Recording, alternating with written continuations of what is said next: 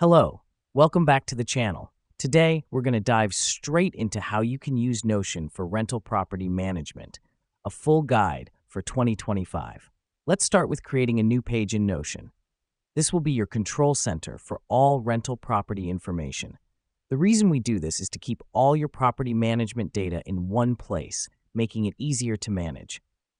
Now that we've done that, let's customize the page.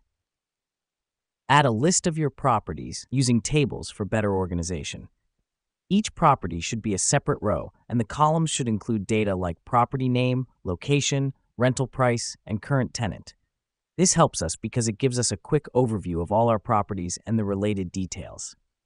Next up, let's create a second table for tenants. Here, you can store all tenant-related information, such as name, contact details, and lease duration.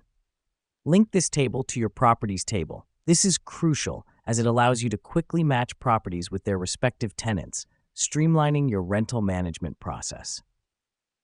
Now let's add a calendar view to monitor lease dates, rent collection, and maintenance schedules. Having a visual representation of these dates makes it easier to stay on top of your responsibilities as a landlord. The final step is to integrate your Notion workspace with your email or another communication tool you use. This ensures that you receive all tenant communication directly in your Notion workspace, keeping everything in one place and saving time. That's it. With these steps, you've set up a comprehensive property management system in Notion. This will help you streamline your rental property management, making it easier and more efficient. Remember, the key is to keep everything in one place and use Notion's linking and integration features to their fullest. Thanks for joining us, and we'll see you in the next tutorial.